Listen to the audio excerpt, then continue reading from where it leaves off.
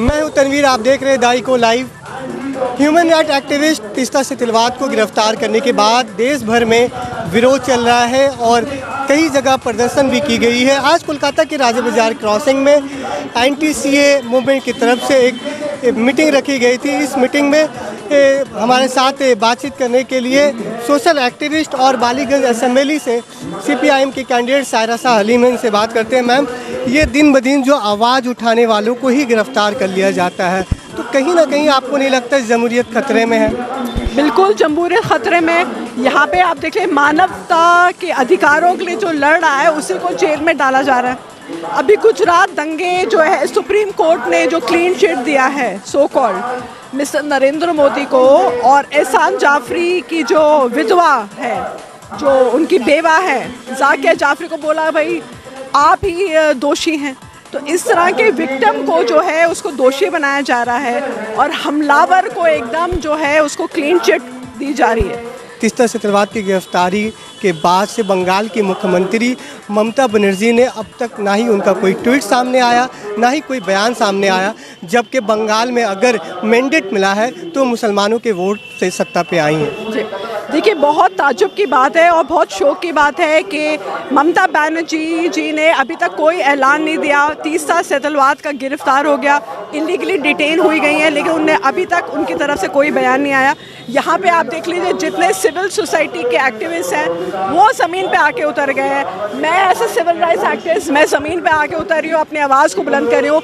इस तरह की तानाशाही जो नीतियाँ हैं कि यहाँ पे ह्यूमन राइट्स डिफेंडर्स को आप गिरफ्तार करेंगे, उनको जेल में डालेंगे। हमारे देश के होम मिनिस्टर अमित शाह ने ये कह दिया, सुबह टीवी को बयान दिया और दोपहर तक जाके एंटी टेररिज्म स्क्वाड ने तीस्ता सेतलवाद और बाकी लोगों को गिरफ्तार किया।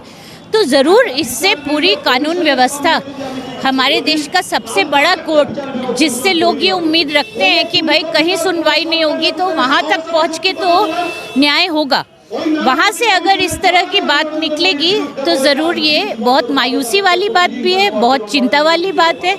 और ऐसा वक्त है कि लोगों को जमहूरियत को बचाने के लिए काम करना पड़ेगा। तो तीस्ता सेतलवाद की रिहाई मांगने के लिए आज का ये कार्यक्रम है। इनकी हिमायत में सिर्फ सोशल एक्टिविस्ट ही रास्ते में आए हैं। बंगाल की मुख्यमंत्री अब तो खामोश है। उनकी चुप्पी आपको कहीं ना कहीं कुछ ऐसा नहीं लग रहा है कि वो भी एक दबाव में है?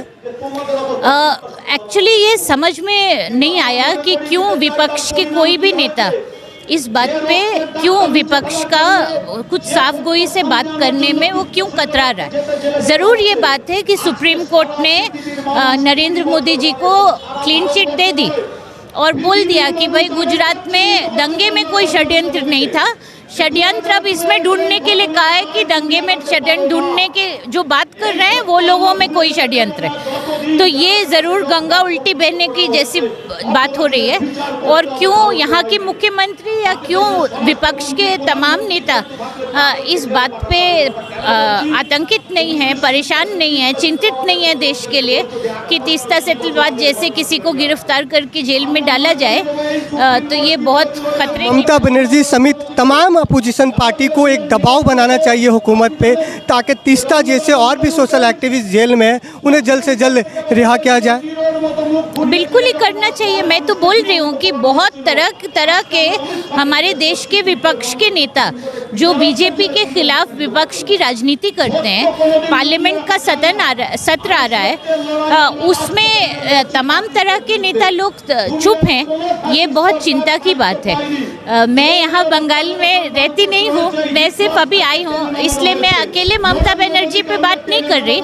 मैं बोल रही हूँ तमाम विपक्ष के नेता जो बीजेपी के खिलाफ जो बोलते हैं कि भाई हम सेक्युलरिज्म की लड़ाई हम मजहबी एकता की लड़ाई लड़ रहे हैं। तो हमारी राजनीति है कि सब हिंदू मुस्लिम मिलके रहें हमारे देश में। जो भी ऐसी बात करते हैं वो कैसे इस बात को होने दे रहे हैं और चुप हैं कि तीस्ता सेतलवाद या श्री कुमार, इनको इसलिए जेल में डाला जा रहा है कि ये क्यों 2002 को भूलने नहीं दे रहे। ये क्यों 2002 की बात आज भी कर रहे हैं, 20 साल हुए। तो अगर सारे लोगों को न्याय मिल गया होता तो ज़रूर ये बात होती कि भाई चुप हो जाए, मगर न्याय तो मिला नहीं। तो फिर चुप हो जाए, ये सुप्रीम कोर्ट क्यों कह रहा है? तो इस बात तो बहुत ही चिंता वाली है ना। कि लोगों को नहीं लगता कि प्रेशर बनाना चाहिए? वो बंगाल के मुख्यमंत्री हैं, उनके बाद से देश भर के लोग सुनते हैं। वो कुछ ताख़ीर करती हैं, वो ऑब्ज़र्व करती हैं हालात को और उसके बाद वो आवाज़ उठाती हैं। आवाज़ नहीं उठाती हैं ये कहना गैर मुनासिब होगा।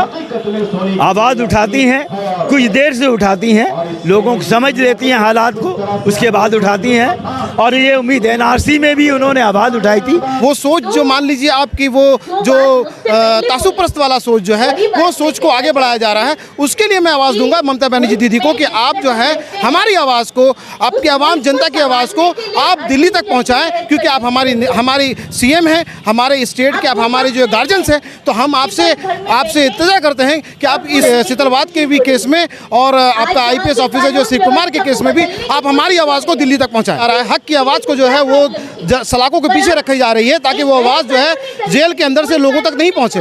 ये आवाज़ को दबाने की काम है। और ये मान लीजिए हिंदुस्तान के अंदर में जमहूरियत खतरे में है, हिंदुस्तान के अंदर संविधान खतरे में है, हिंदुस्तान के अंदर में इंसानियत खतरे में है।